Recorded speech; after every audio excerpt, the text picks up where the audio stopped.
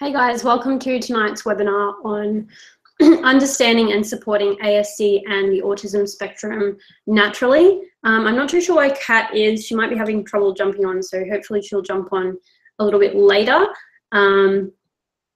Yeah, anyway, so what do I want to talk to you about? Just know that I'm not a health professional. I'm not an expert in autism or Asperger's. I have been diagnosed as high-functioning Asperger's or on the autism spectrum myself. I was diagnosed at Minds and Hearts in West End. If you are looking for somewhere in Brisbane or in Australia to get diagnosed, it's a fantastic clinic, one of the most highly respected clinics on the planet. I've also been to lectures run by Tony Atwood and other professionals that I was diagnosed by.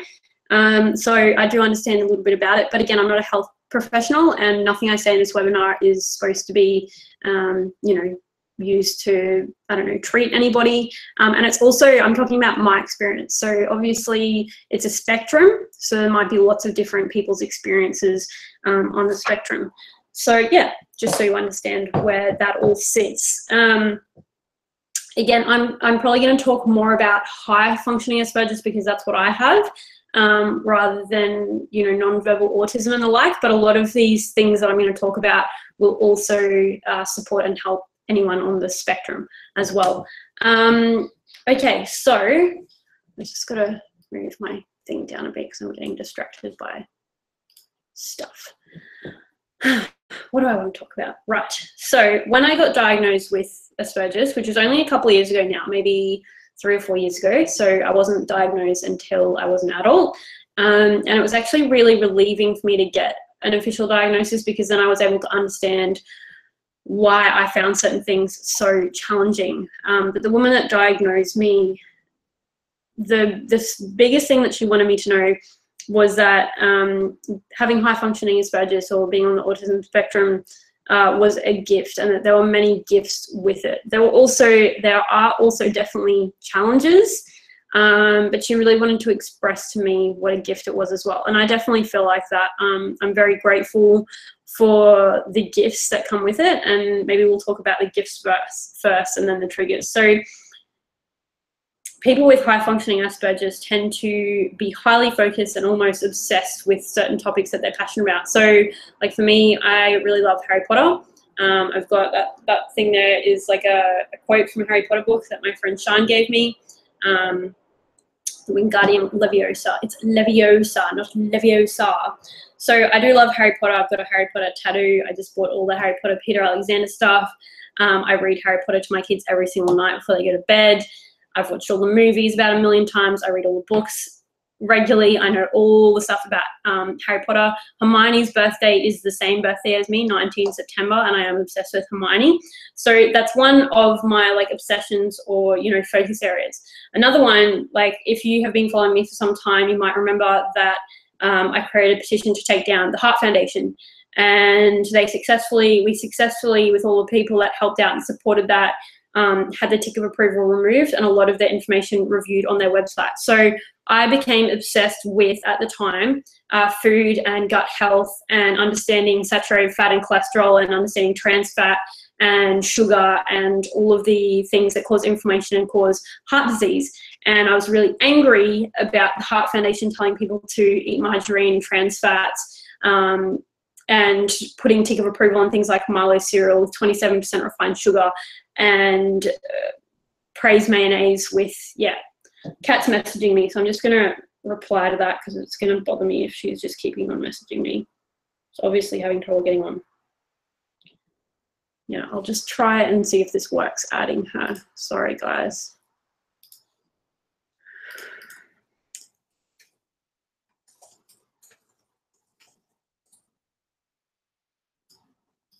See if that works. If it doesn't, I'll just keep going.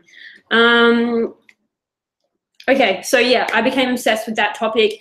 And when we have these things that we're obsessed with, we just focus on that and smash it out, get it done. So I literally spent 2 years of my life with no pay, sending people emails every day, hey, will you get behind this petition? And messaging Facebook pages, health and wellness pages, anyone in the wellness industry. I think we messaged Pete Evans 500 million times, Sarah Wilson from I Quit Sugar, Cindy O'Meara, Christine Crenell, and I also got together like a Facebook group, and I had people spamming all pages all the time, like, hey guys, get behind this petition.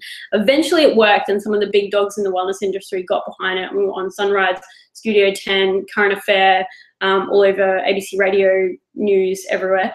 And that really worked, but it was like my obsessive focus day in, day out for 2 years that got that done. And then when I started doing doTERRA, I became obsessed with creating as many resources as humanly possible so that people could build a doTERRA business, and finding out everything I could about essential oils and rank advancing. Like, I was obsessed with achieving that next rank in doTERRA, which has obviously served me very well because I'm now a presidential diamond in doTERRA. And it's that ability to just focus and be obsessed with that one thing. However, now we're coming to the challenges, is that we really struggle in other areas of our life. And like when I would be rank advancing at the end of the month, I would literally sit at the computer desk. I wouldn't drink. I wouldn't even like pee. I wouldn't eat. I would just be like in my underwear, sweat running down my body, just hustling till the very end, and have solo focus on getting the job done. So my partner at the time would like bring me water and be like, Jessie, you need to go to the bathroom, and Jessie, eat this food, and, you know, have to be on top of me with that stuff. So for a lot of us on the spectrum, it is important that we have support systems in place, because a lot of us have, and obviously I'm doing a lot of generalizing in this webinar, guys, please don't be offended by that. Again, I'm talking about my experience, but from the research I've done and from the people I know on the spectrum, a lot of these things come into play. So executive functioning skills. A lot of people on the spectrum have very poor, what they call executive functioning skills.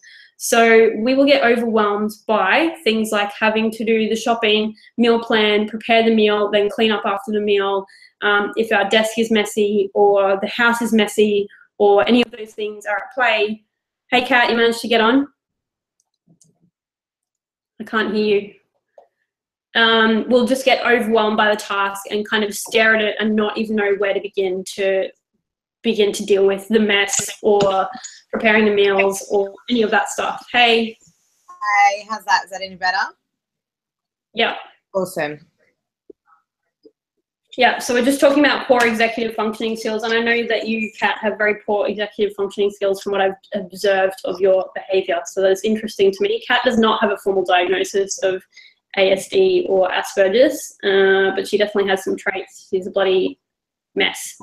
So, yeah.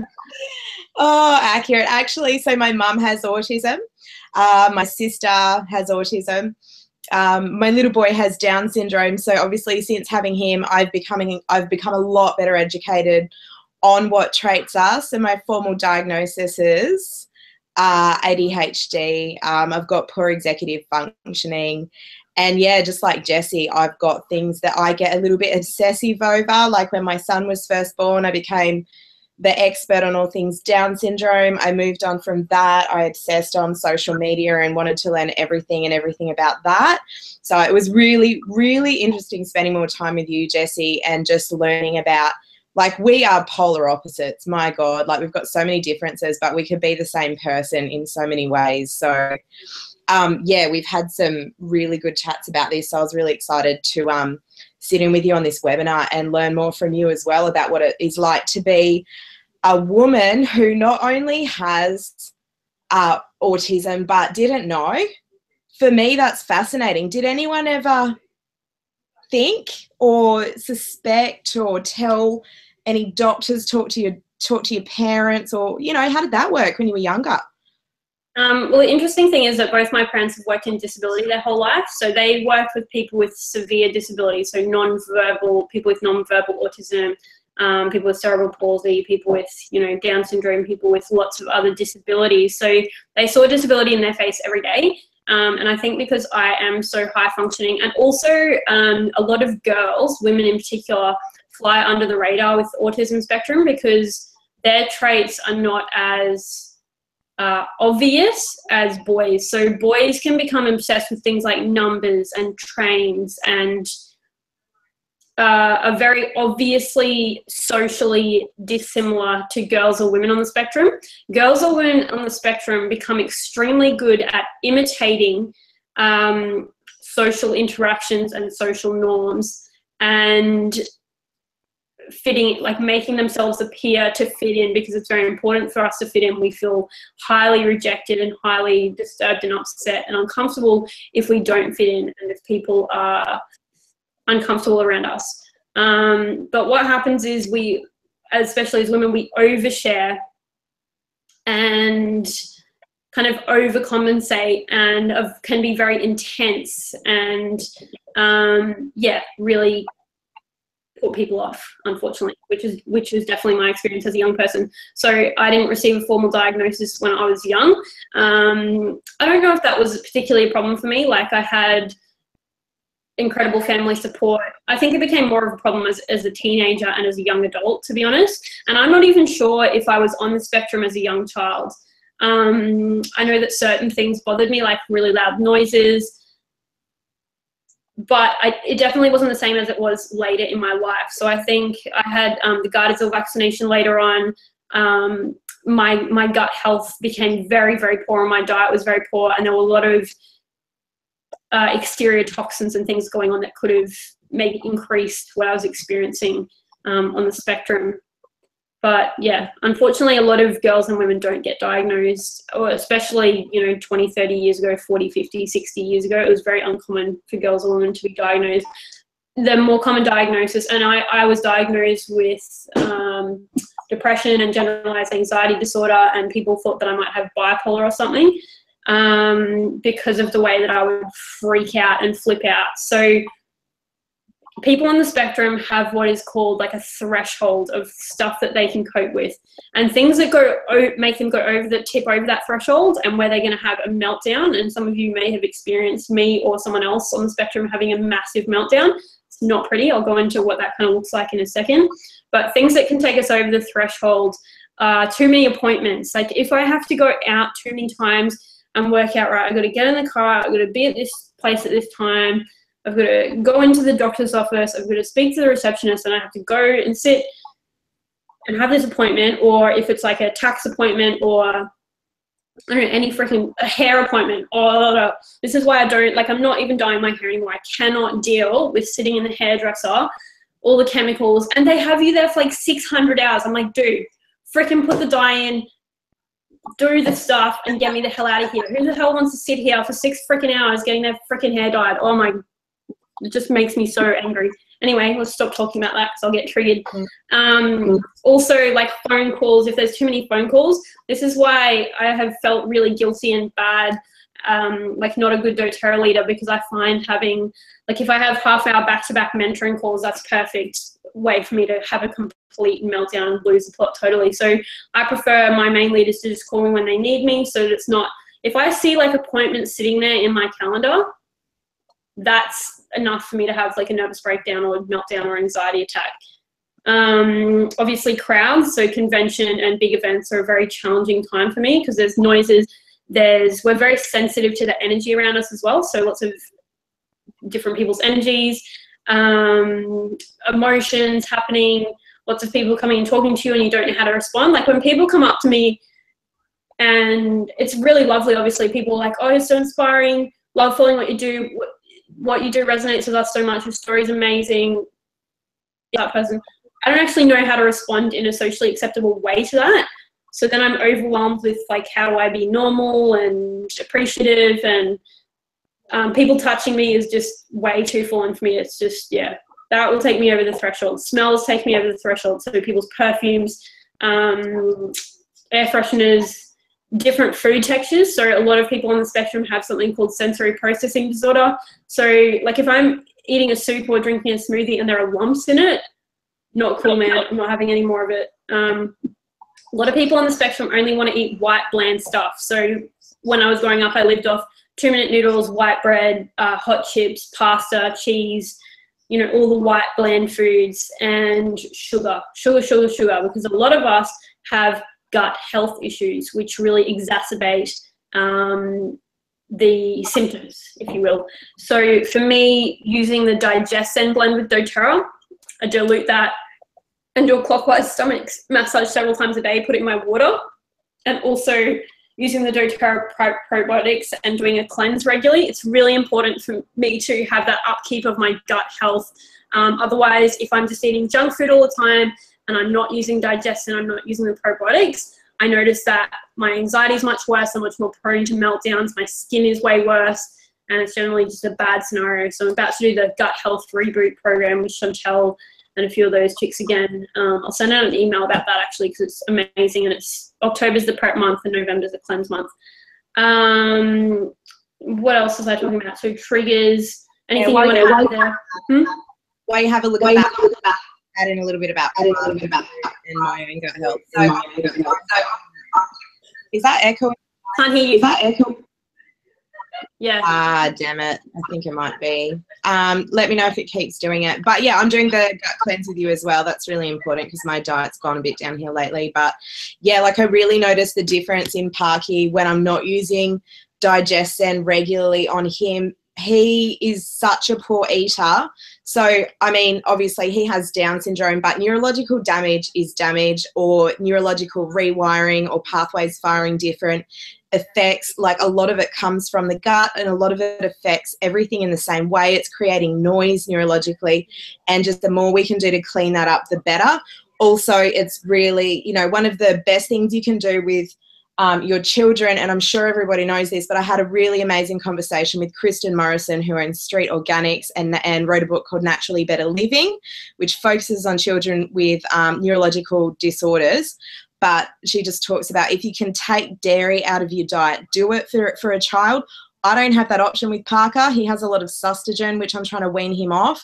But Digestin, to push it through his system and make sure it's not sitting there like glue, and flushing him with heaps of water and stuff has been super, super important, because with our kids that do have autism or neurological issues, the gut is so, so, so important, because we can't force our kids, like you, Jessie, we can't force our kids we can't make them all eat bran every morning for breakfast and force them to eat foods that literally, like, you know, speech apraxia or sensory processing disorder. So I have sensory issues, and mine were quite bad when I was a child. I would like have full-blown meltdowns, and I couldn't wear any fabric that wasn't cotton.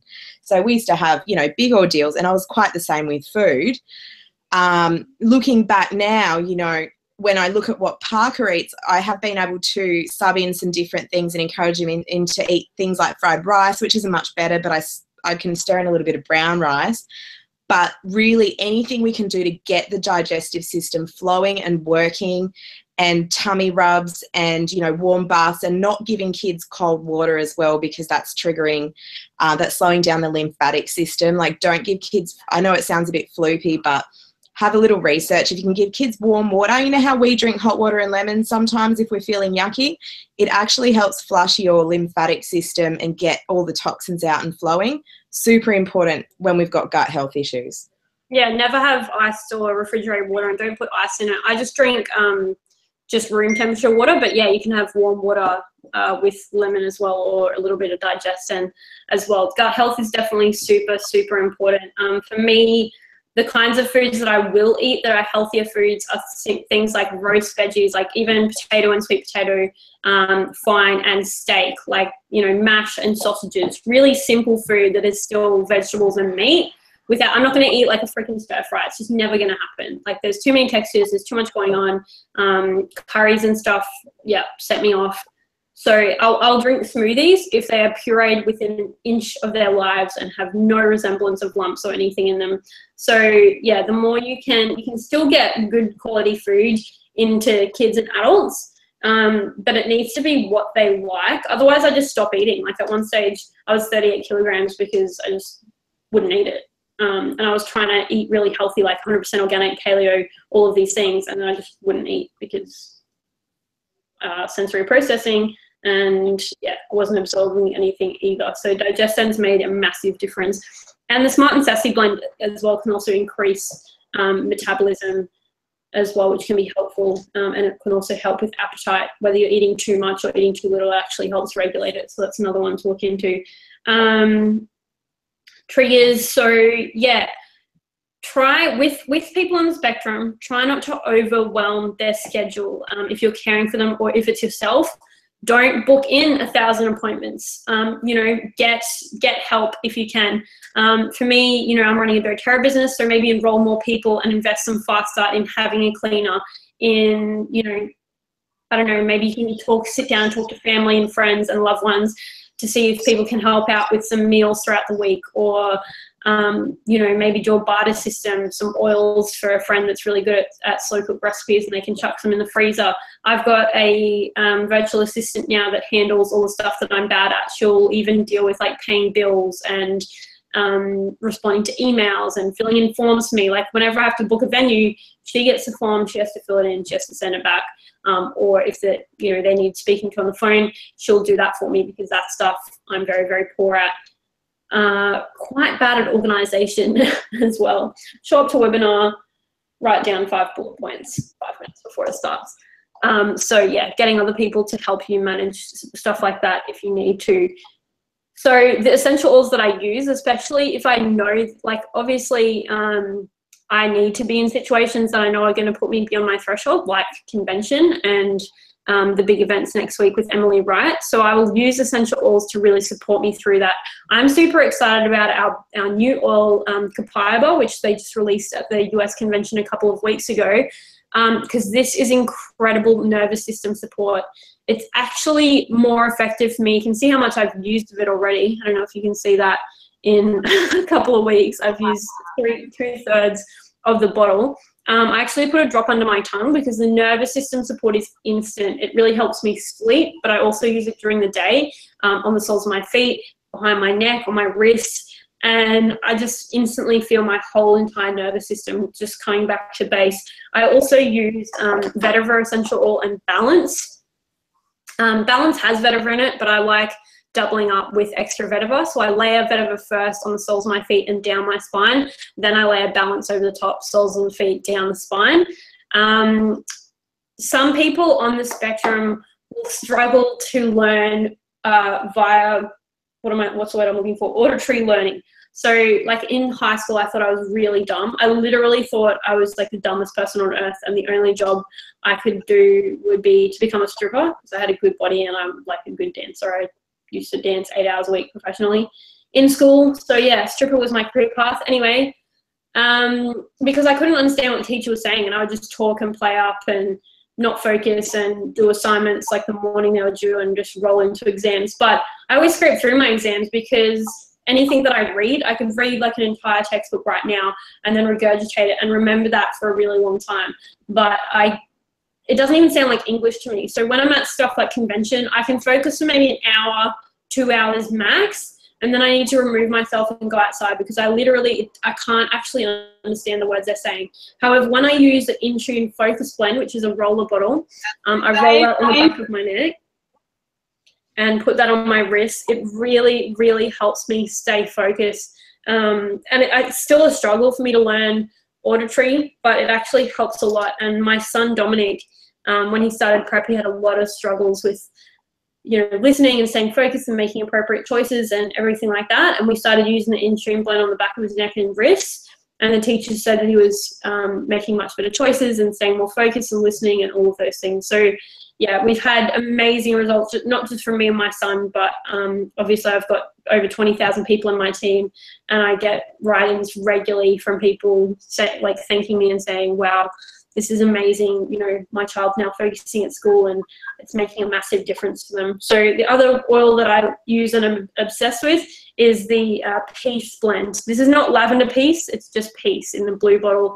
It also comes in a touch roller now as well.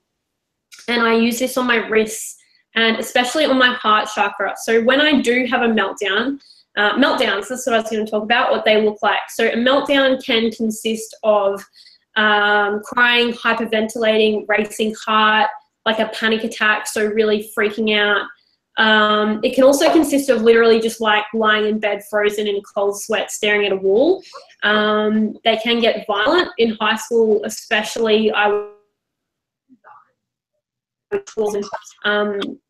make my hands bleed punching holes in the wall in my house, or I used to punch those, you know, those light posts, like the thing that you press for Little Green Man. I used to smash them and make my knuckles bleed.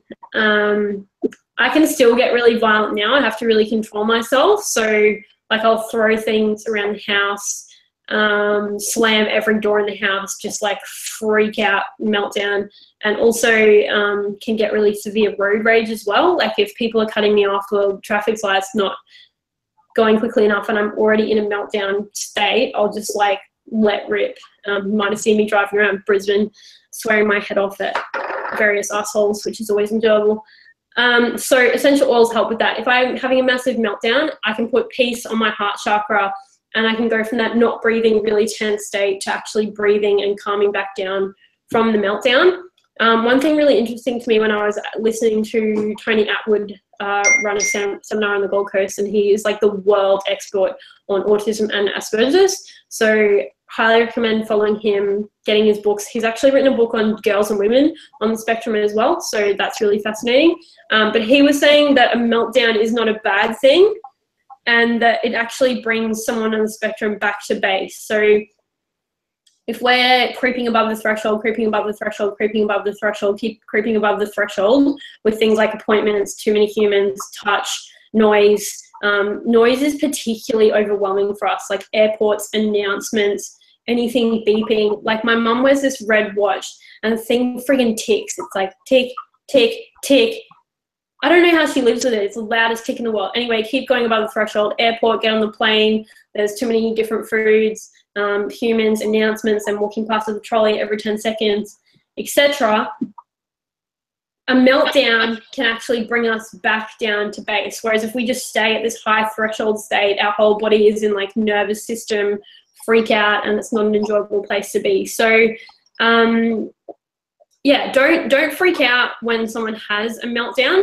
And also the other really, really, really important crucial thing is that people on the spectrum can't really verbalize what's going on for them emotionally.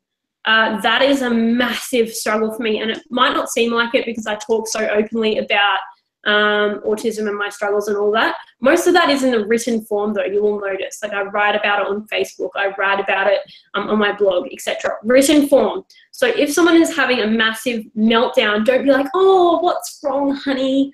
Can you tell me what's going on for you? You'll probably be told to F off and die in a fire if you're dealing with me having a meltdown. Instead, I will be able to maybe send you a text message or write it down on a piece of paper. Text message generally how I roll. Like if I'm having a meltdown and my partner's around and he's trying to ask me what's wrong, I tell him to go to the other end of the house and then I'll text him. So don't be offended by that.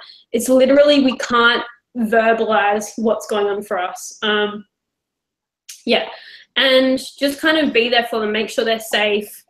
If you have essential oils, would be a great time if they're open to it to apply them, especially the ones that I've mentioned. And like I like it if my partner kind of holds me and strokes my hair and just like makes sure I'm safe and calms me down. If it was a random person, I probably wouldn't want them to hug or touch or like stroke me. Stroking is bad times. But yeah, just kind of being there and removing me from the situation. So when I have massive meltdowns at things like a convention, which has happened, I didn't have any last convention, which was cool because I actually asked everyone not to touch me and stuff, and they all respected that, which was amazing. But what my team members will generally do is like remove me from the situation. I had a massive meltdown at Gold Coast and they took me like into the kitchen area, applied oils, like let me cry and freak out and panic attack everywhere. And then they just flanked me and removed me from the convention center, took me to my hotel, you know, made sure that I could calm down. So what else did I want to cover? Anything else you want to have to add in there, Kat? Yeah, I was just kind of thinking how much of it's hashtag. There's an echo though, so I think I might stay quite quiet for now. But no, that definitely covered off so much. I think also just knowing that sensory issues, like autism isn't just being autistic or having autism, however you word it, as somebody who has Asperger's or autism. Everybody refers to themselves in different ways. It's a collection of neurological symptoms. So like it's different for everybody as well. Some stuff that really sets you, obviously a lot of stuff I relate to with stuff I've got going on neurologically. You know, I can't stand light stroking or touching. I don't like people touching me in passing. I definitely I cringe if someone touches my hair even by accident, because I hate that, like, touching. I don't like people brushing my hair.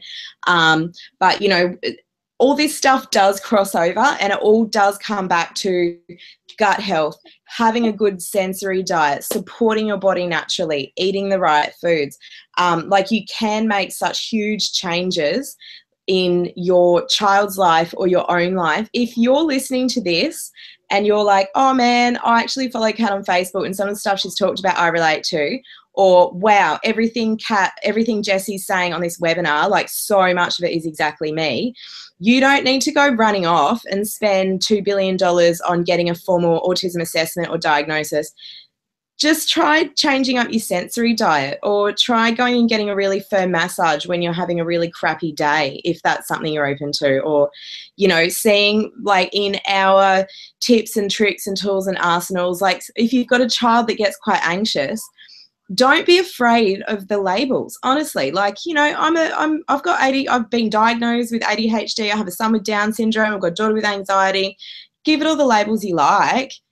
At the end of the day, if you go and join a group on Facebook called Autism Support, because you know that in there you're going to find tips and tricks for kids with neurological issues similar to the ones that you may be having with your child or yourself, or, you know, like, go and Google those resources based on the symptoms you're having, because I can tell you, you're going to have a whole lot better time and get far better advice if you're not scared of attaching a label to it. Even if you just have some sensory issues, like, don't be afraid to type that sort of stuff into Google, because the information is good. Look up Tony Atwood, look up what he's talking about, look up all these people that Jessie mentions on her page, because information is information and labels are meaningless. Yeah, love it.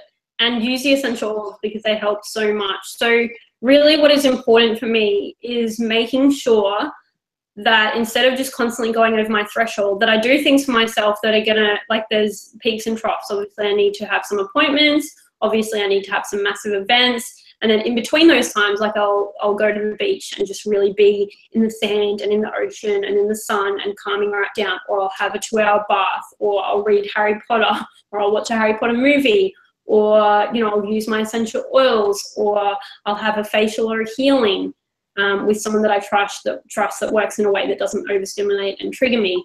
The other important thing to know is that we're very sensitive to substances, like, you know, sugar, caffeine, alcohol, medications. So they tried to medicate me a lot when I was being diagnosed with anxiety and depression and stuff. And unfortunately, medications have the exact opposite effect generally on me. So I know medications can be beneficial and life-saving and necessary for a lot of people. Unfortunately, they made me more suicidal. I was sleeping 2 hours a night, and they made my anxiety much, much worse. Essential oils don't have that effect on me and actually help with what I'm experiencing. So that's why I turn to them. Environmental toxins, as I mentioned, perfumes, and yeah, a little amount of even one substance can have extreme effects on our emotional and physical state. And another area important to go into is, I've got a bit of a blog on my website, so I'm going to read a bit here, but we are confused when others make fun of us, ostracize us, decide they don't want to be our friend, shun us, belittle us, trick us, and especially betray us. We may have trouble identifying feelings unless they are extremes. We might have trouble with the emotion of hate and dislike. We may hold grudges and feel pain from a situation years later, but at the same time find it easier to forgive than hold a grudge. We might feel sorry for someone who has persecuted or hurt us. Personal feelings of anger, outrage, deep love, fear, giddiness, and anticipation seem to be easier to identify than emotions of joy, satisfaction, calmness, and serenity. Yeah, don't really know the meaning of those words. Sometimes situations, conversations, or events are perceived as black or white, one way or another, and the middle spectrum is overlooked or misunderstood. A small fight may signal the end of a relationship and collapse of one's world, where a small compliment might boost us into a state of bliss. This is actually written by someone else. I've linked it on my blog. Doing the bills, cleaning house, sorting through school papers, scheduling appointments, keeping track of times on the calendar, and preparing for a party can cause anxiety. Tasks may be avoided. Cleaning may seem insurmountable. Where to begin? How long should I do something? Is this the right way? Are all questions that come to mind. Yeah, that's just a few more tidbits from this awesome blog everyone wrote that I linked on my own blog. So Can you put that out afterwards, Jessie? I actually found that such an amazing. Jessie read that to me one night, and it was just the entire thing start to finish, and it's very long, but oh my god, like it is so eye-opening and describes so much from start to finish. I'll email it out to everyone that registered for the webinar. It does have a lot of swearing in it because it was from back in the days when I used to swear a lot and I was a very angry person. I have changed quite a bit since I've been using essential oils and doing a lot of personal development. So yeah, excuse the swearing, but it is a really interesting blog post. Yeah, I think that's basically what I wanted to cover in this webinar, Kat. Is there anything that I'm massively overlooking? Obviously, people with non-verbal or, lower functioning autism, I'm not sure if that's the correct word to use, have many more challenges, but the oils have still been found to be very beneficial in supporting them, and applying Digestin topically, using papaya, but also frankincense is another really incredible one because it oxygenates the cells. It's very calming for the nervous system. It's great for anxious feelings. Yeah, very supportive. So Parker's got speech apraxia, so he's got very delayed speech. He's 4.5 and he doesn't have all his words yet. Something I've found has supported him really well is DDR Prime, the liquid version of DDR Prime. And yeah, I use a lot of balance. Actually, it's quite funny. He was so chilled. So I found it, I had a really hard time getting him to have haircuts because he just couldn't handle the noise. The waiting killed him, sitting at the barber, having to sit there and wait and hearing the buzzers, the anticipation. He would always have a bit of a meltdown. So I just applied balance to the bottom of his feet, the back of his neck. I put some Intune on his wrists and take him. So the first time it was like a different kid. I played him videos of other kids getting his haircut. So every time he has a good haircut, I film it, and I posted one of them online. It made the Daily Mail.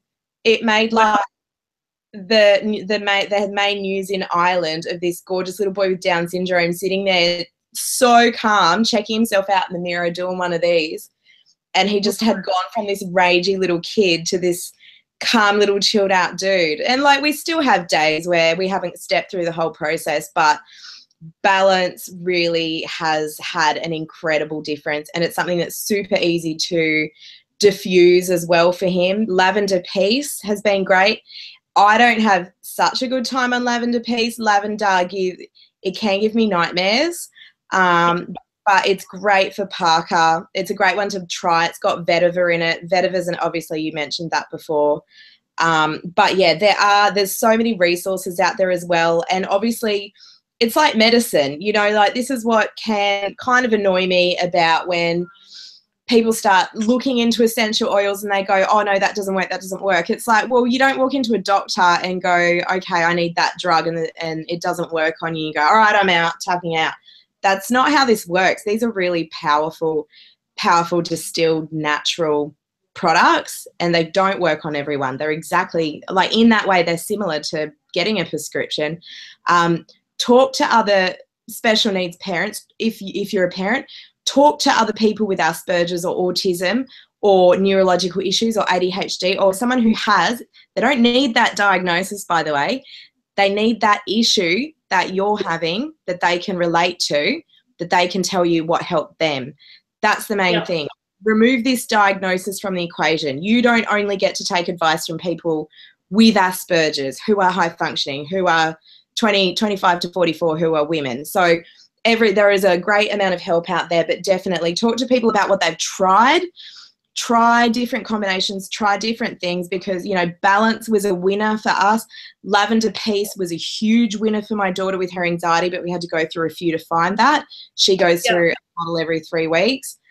Just keep trying the combinations and see what's going to really work on your system or your child's system in different scenarios, and what self-soothing activity. Bring up DDR Prime, because the amount of people that have had incredibly life-changing results from that, dilute and put it on the soles of their feet. I know people that have had non-verbal children with autism that have actually started to say words after using that oil. Lavender for me causes nightmares, and for quite a few people on the spectrum and also with ADHD, it can be like, you know how Ritalin calms people down on ADHD, but it will hype up a neurotypical person? Lavender can calm neurotypical people down and hype up people with ADHD or Asperger's. Some of them, not all of them, some of them. It definitely hypes me up and it gives me nightmares. So my sleep blend is vetiver, juniper berry, which is amazing. That's even just juniper berry. Sometimes I'll just sprinkle straight juniper berry on my pillow and even swipe a bit over my top lid.